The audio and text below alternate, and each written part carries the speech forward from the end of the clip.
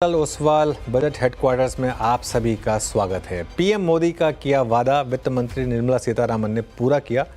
वित्त मंत्री ने इस बार के बजट में ऐसे ऐलान किए हैं जिनसे मिडिल क्लास की जेब में कुछ पैसा बचे और कंजम्पशन को बढ़ावा मिले। न्यू रेजिम के तहत 12 लाख रुपए तक की कमाई पर कोई टैक्स नहीं देना होगा। साथ ही फाइनेंशियल प्रूडेंस के तहत वित्तीय घाटे को भी काबू में रखने का ऐलान किया गया है। हालांकि सरकार ने कैपेक्स में ज़्यादा बढ़ोतरी नहीं की है, लेकिन शहरी इंफ्रास्ट्रक्चर को सुधारने के लिए 1 लाख करोड़ के अर्बन चैलेंज फंड का प्रावधान किया गया है। रोजगार को बढ़ाने के लिए लेबर से जुड़ी इंडस्ट्रीज़ के लिए भी कई कदम उठाए गए हैं। वहीं आर्थिक सुधारों के मोर्चे पर बड़ा ऐलान करते हुए इंश्योरेंस सेक्टर में FDI की लिमिट बढ़ाकर 100% कर दी गई है। ऐसे में क्या बजट बाजार के दिग्गजों की उम्मीद पर खरा उतरा है? क्या अब सरकार के बाद RBI की बारी है? इन मुद्दों पर चर्चा करने के लिए हमारे साथ जुड़े हैं व्हाइट ओक ग्रुप के फाउंडर प्रशांत खेमका, मोतीलाल ओसवाल फाइनेंशियल सर्विसेज के चेयरमैन रामदेव अग्रवाल जी, एबेकस एसेट मैनेजर के फाउंडर सुनील सिंघानिया जी और MK वेंचर्स के फाउंडर मधु केला जी। आप सभी का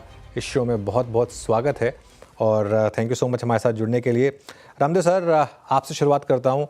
एक दिन के दौरान भी आपसे बात हुई थी, लेकिन आपको ओवरऑल बजट कैसा लगा? शानदार बजट माना जाए इसे? हाँ, वही कि भाई मतलब ये तो ब्रिलियंट बजट है। देखिए, उन्होंने कंजम्पशन के लिए दिया तो किसी और दूसरे जेब से निकाला नहीं। जनरली क्या होता है, एक जगह से निकाल के दूसरे देते हैं लोग। यहाँ पर क्या क्लियरली इन्होंने कंजम्पशन के लिए बूस्ट दिया है, but not at the cost of any other sector. तो वो एक बहुत अच्छी बात है। So there are only positives, there is not much of negative in this budget. Prashant Khemka ji, good afternoon.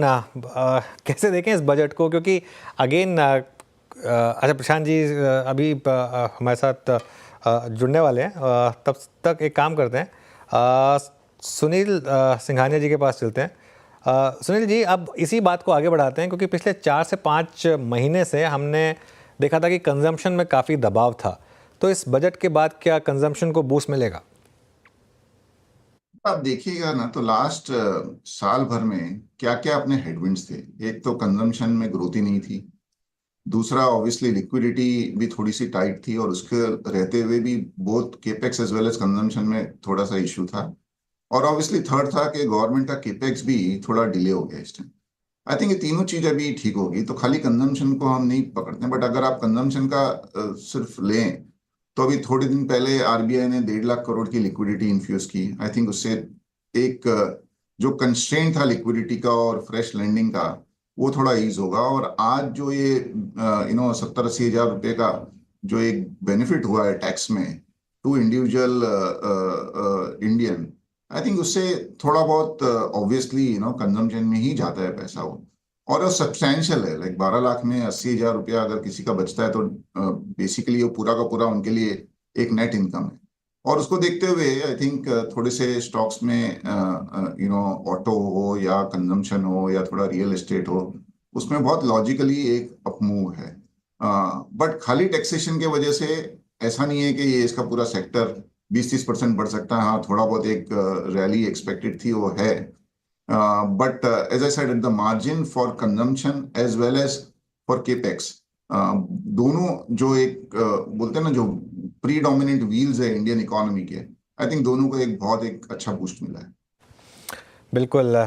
Prashant ji, good afternoon. आप इस बजट के बाद कैसा फील कर रहे हैं और क्या पोर्टफोलियो में कुछ चेंजेस करने की ज़रूरत होंगी? गुड आफ्टरनून जी, धन्यवाद मुझे आपके शो पे बुलाने का, एंड नमस्कार to all the fellow panellists as well.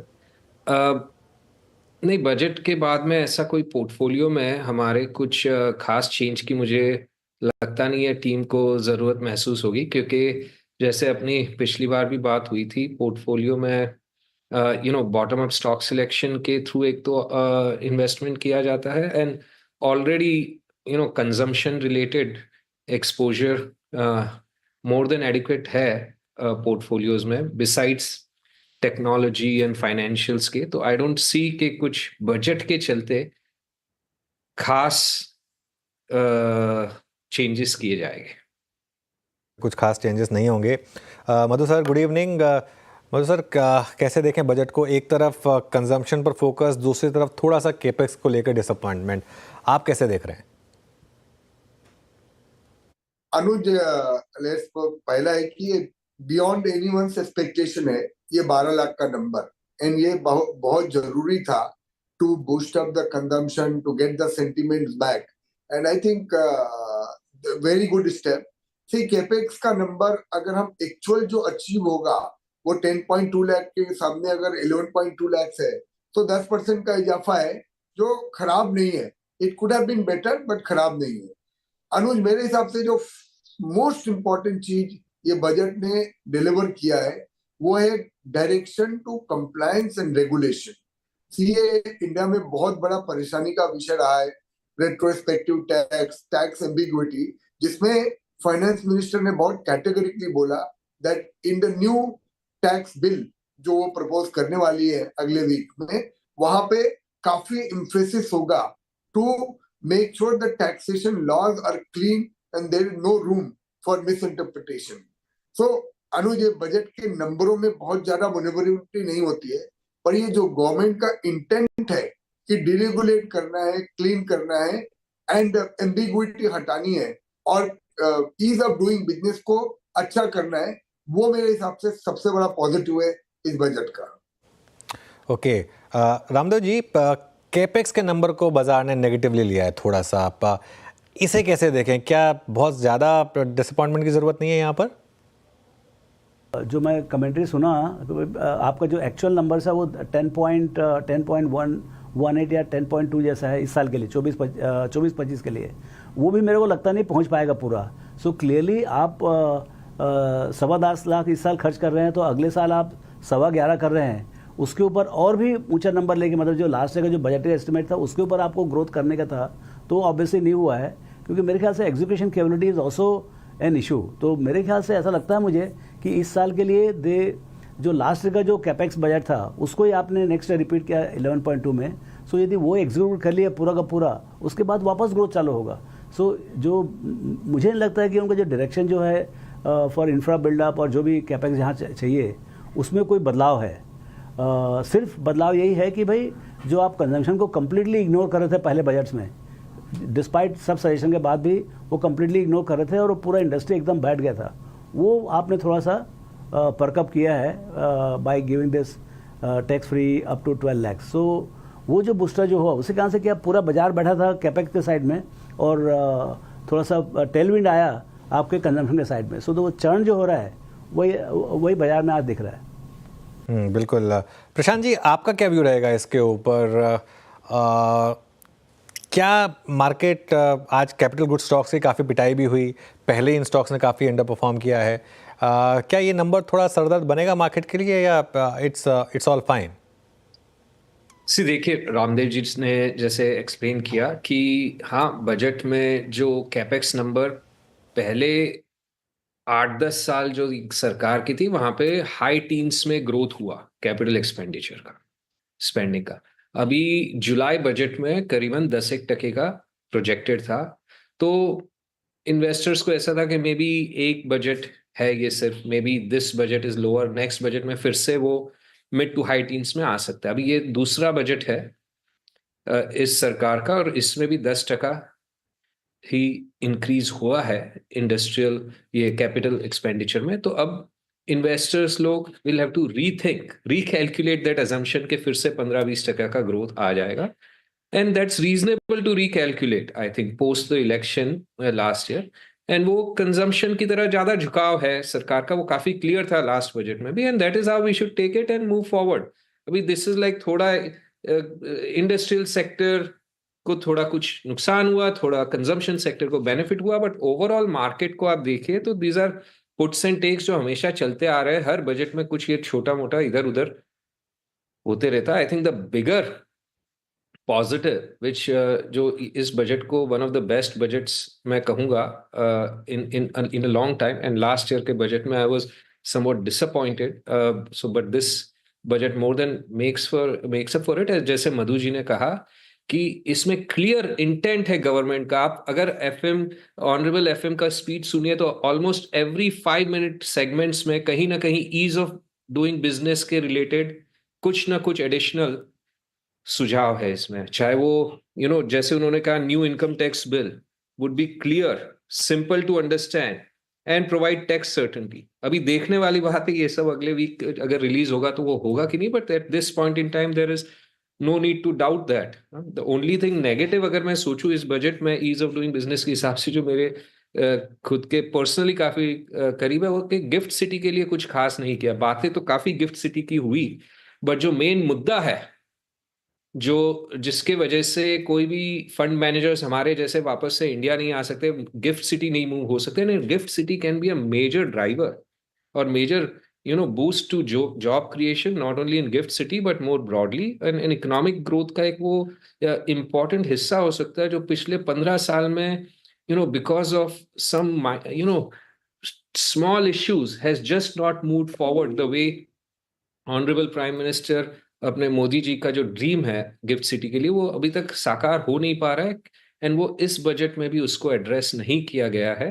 That is a major negative I think gift city के लिए एंड बजट में. बट बाकी otherwise keeping that aside, budget ease of doing business जो हमेशा मेरा नंबर 1 मुद्दा रहता है उसके लिए काफी पॉजिटिव कहा जा सकता है.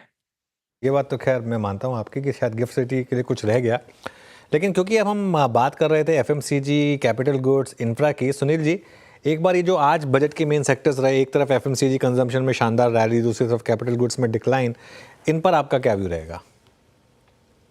आई थिंक कंजम्पशन जैसे मैंने पहले कहा था लास्ट 1 साल में थोड़ा सा वीक था, और ऐसे भी बजट के पहले भी हमारा व्यू था कि कंजम्पशन अगले साल भर के लिए 2 साल के लिए काफी ठीक लग रहा है. मानसून्स बहुत अच्छे रहे हैं, रूरल इनकम अच्छी है और थोड़ा सा एक लेटेंट डिमांड भी है.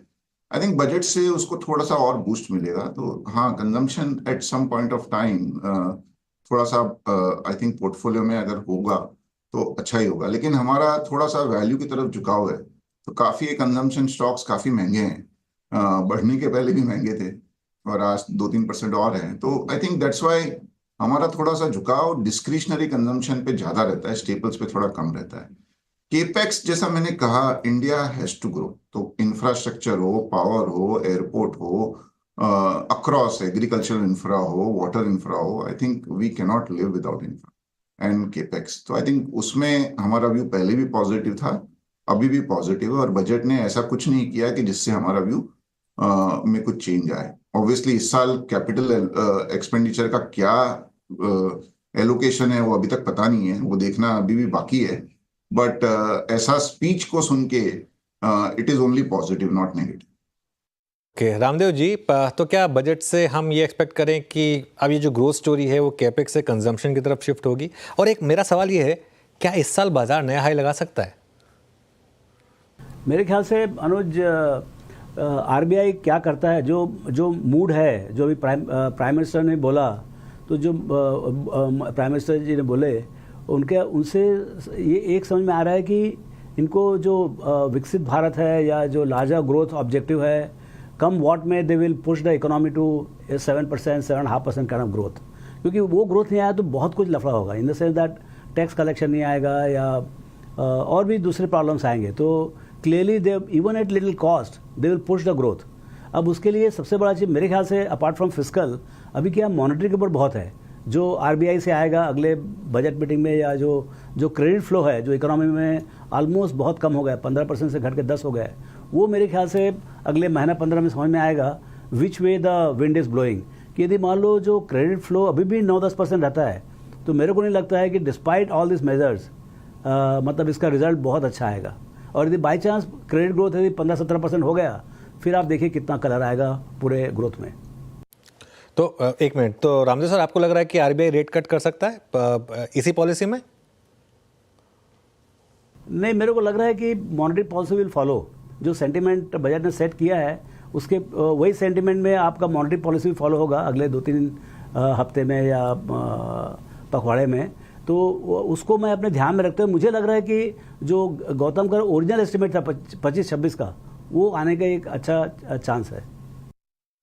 ओके, प्रशांत जी, क्या इसी पॉलिसी में रेट कट ये बहुत ज़्यादा तो नहीं हो जाएगा मार्केट के लिए? क्योंकि अभी आरबीआई ने पिछले मंडे को ही लिक्विडिटी के मेजर्स अनाउंस किए थे. क्या एक्सपेक्ट करें, पॉलिसीज में रेट कट भी आ सकता है क्या?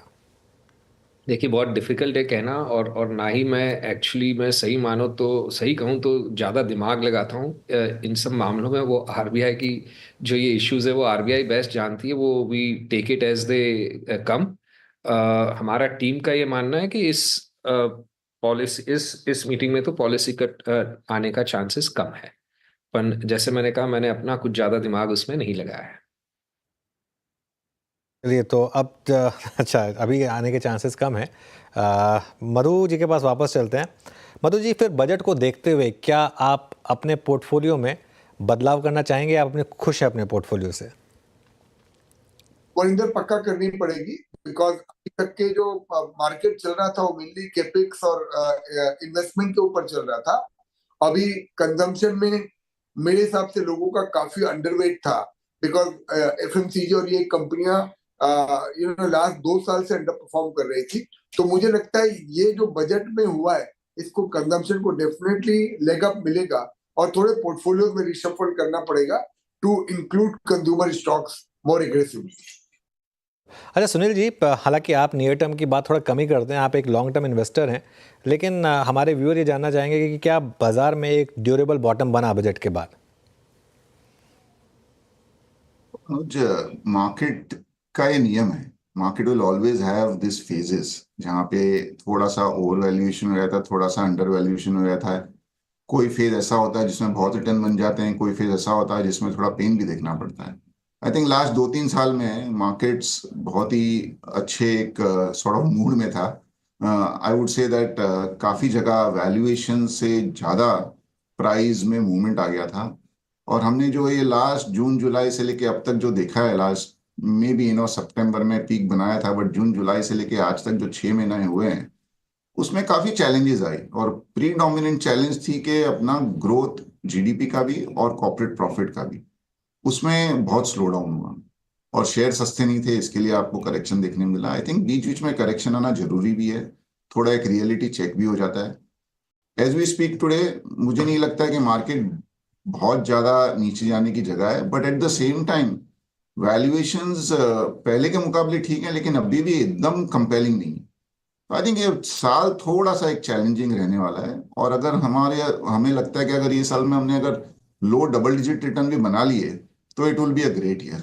और आई थिंक उसको ये बजट ने उसको थोड़ा सा और कॉन्क्रीट कर दिया है। लगता है कि लो डबल डिजिट रिटर्न इस साल भी बन सकते हैं, बट अगर उससे ज्यादा की आपकी उम्मीद है तो then we will have to have many more positives which will have to come. Prashant ji, आपका क्या व्यू रहेगा? लो डबल डिजिट रिटर्न्स के लिए भी अब अगले 11 महीने में कम से कम 11% कमाना पड़ेगा, क्योंकि निफ्टी अब तक इस साल अगर आप देखें तो करीब करीब -0.7% है, और मिड कैप तो इस साल एक्चुअली -6.5% है। मैं सहमत हूँ सुनील से। यहाँ मुझे लगता है अगले बजट तक सेंसेक्स जो है 85,000, विच वुड बी अराउंड 10-12%, और निफ्टी जो है 26,000, अगेन सिमिलर 10-12% का रिटर्न व्याजबी है एक्सपेक्ट करना। एंड ऑब्वियसली द बजट में ऐसा कुछ अर्थ शेकिंग नहीं है जो नियर टर्म अर्निंग्स को एक्सेलरेट करे, बट कुछ नेगेटिव नहीं है। तो ये जो 10-12% ग्रोथ है, दैट इज इन रिटर्न है, वो in line with what we expect corporate earnings growth होगा over the next 10-12 months. Prashant ji, एक और सवाल जो अब इन्वेस्टर्स की चिंता बढ़ा रहा है वो ये है कि एफआईआईएस की रिलेंटलेस सेलिंग का, हालांकि ये मानना होगा कि ये सेलिंग जो है इंडिया स्पेसिफिक नहीं है, ये इमर्जिंग मार्केट में हो रही है, और काफ़ी हद तक जो यूएस में उनको बॉन्ड यील्ड में ही और जिस तरीके के डॉलर के मूव्स रहे हैं वहीं पर अगर पैसा बन रहा है तो वो रिस्क नहीं लेना चाहते इमर्जिंग मार्केट का। लेकिन क्या कुछ चांसेस हैं इस साल एफआईआईएस के वापस आने के? देखिए, अभी पिछले 3-4 महीने में मैसिव इंक्रीज हुआ है एफआई का आउटफ्लो का, दो कारण से। एक तो अक्टूबर में बिकॉज चाइना 35% का जंप आया था चाइना में, ज्यादातर emerging market investors and global investors China में बहुत अंडरवेट थे। एंड जब इतना 35% का उछाल आता है और लोग अंडरवेट होते हैं, जैसे अभी मधु जी ने कहा कि इंडिया में कंजम्पशन में लोग अंडरवेट है, तो अभी उनका ध्यान उधर ज्यादा जाएगा क्योंकि अभी आज 2-3% ऊपर है कंजम्पशन, मार्केट फ्लैट है। वैसे ही अगर 35% का चाइना जैसे बड़े मार्केट में उछाल आता है तो व्याजबी है, अंडरस्टैंडेबल है कि फंड मैनेजर्स और इन्वेस्टर्स जो है चाइना की तरफ ज्यादा इन्वेस्ट करेंगे, और उसके लिए बाकी हर जगह से पैसा विड्रॉ करेगा, और इसलिए अक्टूबर नवंबर में इंडिया से विड्रॉ हुआ। अब जनवरी में जो आ रहा है हमारे हिसाब से मेनली बिकॉज ट्रंप के आने के बाद सबको यूएस में अपना एक्सपोजर इंक्रीज करना है, चाहे कम है बेंचमार्क से तो इक्वल करना है, इक्वल है तो ओवरवेट करना है। एंड यूएस 70% है ग्लोबल मार्केट कैप का, तो वहां पे आप अगर इंक्रीज करते हो 2-4%, 5% इंक्रीज करते हो तो that is a massive increase, और उसको आपको रिमेनिंग 30% के जो बकेट में से निकालना है। तो अगर आप 5-6% निकालते हो 30% के बकेट में से, तो वो 20% आउटफ्लो हो जाता है 30 के बेस पे। तो उसके चलते आई थिंक अक्रॉस बोर्ड काफी इमर्जिंग मार्केट से भी आउटफ्लो हुए हैं, और उसके चलते इंडिया से भी आउटफ्लो हुए। ये कब थमेंगे, कभी ना कभी तो थमेंगे जब ये जो रोटेशन कह सकते हो आप इनटू द यूएस चल रहा है अभी, वो हो सकता है अगले चंद दिनों में सॉफन हो जाए, रिड्यूस हो जाए, एंड फिर it will be normal market activity. कभी कोई दिन पॉजिटिव होगा, कोई दिन नेगेटिव होगा। हाँ, आज पिछले महीने में ऑलमोस्ट निरंतर हर एक दिन नेगेटिव आ रहा है एफआईआई का नंबर यूएस की वजह से मेरे हिसाब से। ओके, चलिए तो फिर इस नोट पर प्रशांत जी, मधु जी, सुनील जी और रामदेव जी, आप सबका बहुत बहुत शुक्रिया आज हमारे साथ जुड़ने के लिए। सैटरडे को बजट आया, उसके बाद भी आपने सबने समय निकाला हमारे लिए, उसके लिए बहुत बहुत शुक्रिया। और देखते हैं फिर मंडे ऑनवर्ड्स मार्केट कैसे रिएक्ट करेगा। इस खास कवरेज में इतना ही। आप जुड़े रहिए CNBC आवाज़ के साथ।